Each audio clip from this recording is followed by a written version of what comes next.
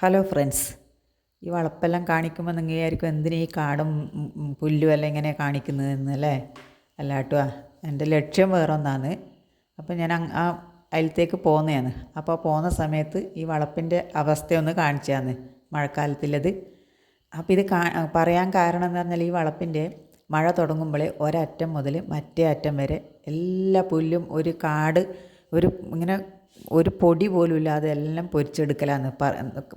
കത്തി കൊണ്ട് വയക്കി കളയലല്ല, കൈ കൊണ്ട് പൊരിച്ചെടുക്കലാന്ന്. ഇപ്പുററ്റത്തേക്ക് എത്തുന്ന സമയത്ത് അപ്പുറം ഉണ്ടാവും അതേപോലെ കാട് പൊങ്ങിയിട്ട്, എന്നാൽ ആദ്യം രണ്ടാമതും അങ്ങനെ പൊരിച്ചെടുക്കും.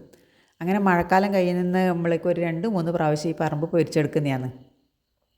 ഇക്കൊല്ലം പൊരിച്ചിട്ട് ആ പൊരിക്കാതെ നിൽക്കുമ്പോഴേക്ക് ഈ വളപ്പിൻ്റെ അവസ്ഥയാണ് ഞാൻ നിങ്ങളെ കാണിച്ചത്. ഞാൻ ഇന്ന് പോയിനൊരു ചക്ക പറിക്കാൻ തന്നെ, കാട്ടിൻ്റെ ഉള്ളിലേ പോയതൊരു ചക്ക പറിക്കാൻ തന്നെ. പോകുന്ന വഴിക്ക് നല്ലോണം കപ്പപ്പറങ്കി ഉണ്ടായി. ഒന്നിൻ്റെ മേലെ നല്ല കാടായതുകൊണ്ട് ആർക്കും പോകാൻ പറ്റാത്തതുകൊണ്ട് അതിൻ്റെ മേലെ നിറച്ച് കപ്പപ്പറങ്കി ഉണ്ടായി. അപ്പം നമ്മൾ ആ കപ്പപ്പറങ്കിയെല്ലാം പറിച്ചു, നമുക്ക് വേണ്ടുന്ന ചക്കയും പറിച്ചു. അപ്പോൾ ചെറിയൊരു കൊക്ക എടുത്തിട്ടാണ് പോയിന് ചക്ക പറിക്കാൻ. അവൾക്ക് താഴെ തന്നെ ചക്കയില്ലോണ്ട് കൈ കൊണ്ട് കിട്ടുന്നത് മൂത്തത് 2-3 കൈ കൊണ്ട് പറിച്ചു, ബാക്കി 2 കൊക്ക കൊണ്ടും പറിച്ചു. അതിൽ കുറച്ചേ ചുളയുണ്ടാവും, അതാണ് 2-4 പറിച്ചെടുത്തത്.